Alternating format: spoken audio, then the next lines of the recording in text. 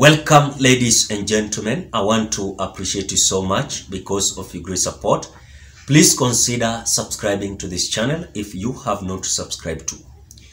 I told you very well in this channel that bipartisan kind of dialogue was not going to succeed or was not going to bear any kind of fruit. The reason behind that, I give you many reasons. One, Kenya Kwanza does not have appetite to talk about any issue regarding servers. I told you here. Number two, the issue of IEBC, Kenya Kwanza never came out showing signals and indications that they were willing to talk about reconstituting IEBC commissioners. Number three, I told you here in this channel that the bipartisan was going to be suspended because Kenya Kwanza was not going to accept any kind of engagement that regards the political parties. And I told you, if they were going to discuss any issue that connect with the political parties, then they are the one to lose, because it is Kenya Kwanza, led by William Ruto, they have been always buying these members of parliament from Azimio opposition leadership. Now, to cut the story short, as we speak now, Edwin Sifuna, who is among those members that were selected and appointed to be part and parcel of the bipartisan kind of dialogue, has come out to reiterate this in his Twitter handle. And this is whatever he said. We have had to suspend the bipartisan dialogue after we could not persuade our friends from Kenya Kwanza to concede to some common sense interim measures, namely, number one, lowering of cost of unga. Number two, preservation of election servers. Number three, suspension of IEBC reconstitution. Number four, for them to leave Jubilee alone. These are necessary in our view in order to safeguard the outcome of the talks. We hope sense shall prevail.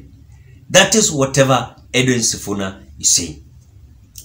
I told you here very well. Some people said that I was spreading propagandas. Now, the Azimio has come out to suspend any kind of bipartisan talk. Why? Because Kenya Kwanza, the way I told you, number one, this discussion of lowering the cost of unga should not be discussed on the table. This is just something that needs only a command, just action. It is something that relies on William Samoei Ruto just to come out and say that now the unga is going to be this price, and they must come out, actualize it on how this unga is going to be dropped. Because they cannot just come out on camera and say that the price of unga is 50 or 90 or 100 shillings, but no action has been relayed on. Then it means, as much as we are concerned, then the price of, or the act of lowering the price of unga does not need any kind of discussion. Then I told you here very well, the way Edwin Sifuna has come out to reiterate here, that preservation of election servers, they cannot accept any kind of talk when it comes to servers. I told you here, I knew whatever kind of discussion Azimio was going to involve themselves with Kenya Kwanza. Kenya Kwanza never wanted to talk about any issue regarding servers. So as Sifuna has come out that they have come out to suspend this bipartisan talk because of the lack of preservation of the election servers, then it means it is a clear indication that this talk will not continue because it is the interest of the opposition for them to talk about the issue of servers once and for all.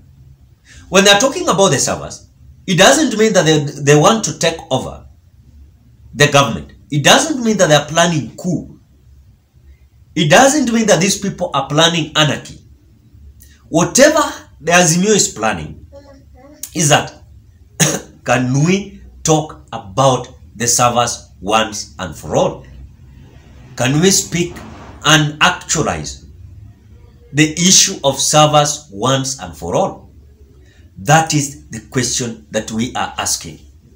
Then number 3, the issue of suspension of IEBC reconstitution. And because William Ruto came out lying to us, we as Kenyans, that he is willing, actually he came out saying that he is willing to talk any issue regarding the IEBC reconstitution. He was willing to sit down and let the Azimio opposition to be part and parcel of the reconstitution of the IEBC commissioners. But as we speak now, they have not come out to show any kind of seriousness. Why? What I saw during the press briefing of this team, during the agreement or the exposure towards what they were going to discuss, when I was just listening to what Boni and Wale and team was ready and the issues that were going to table before the committee, it was so pathetic. These people were out and irrelevant towards this kind of dialogue. What I knew was that Azimio were the one that were demanding some issues, not Kenya Kwanza.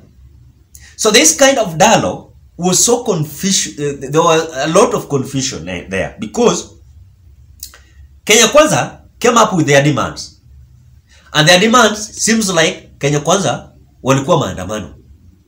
Because what I know, the team of Kenya Kwanza were appointed 7, the team in Azimio 7. Those who were demonstrating were Azimio, walikuwa Azimio. Now ndio walikuwa nakuja na vitu yao, their grievances, exactly, their petition. And these petitions were to be discussed.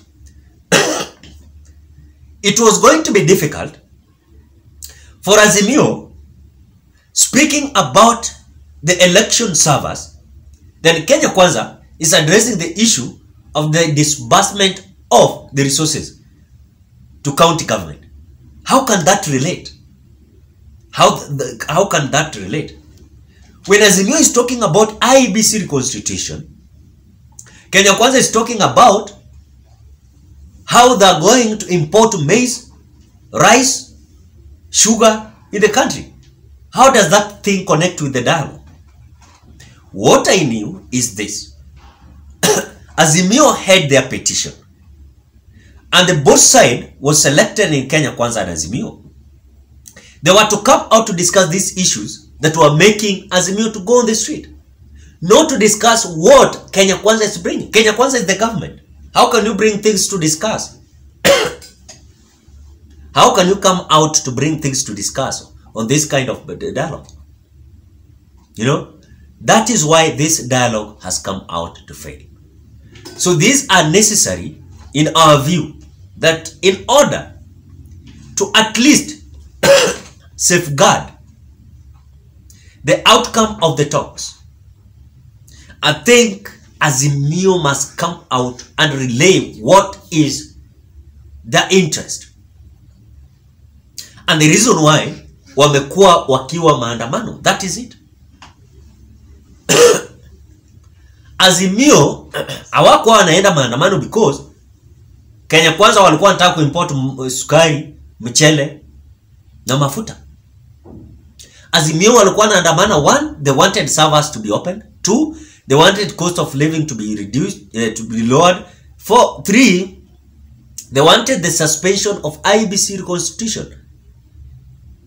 You know, then 4, for them to talk about this migration from one political party to the other. That was what we were looking for. So it is so pathetic. I've seen some people saying that maandamano round 3. I'm seeing some people saying that. Some people are saying that Raila Odinga was already cornered the moment he rushed to call off first maandamano.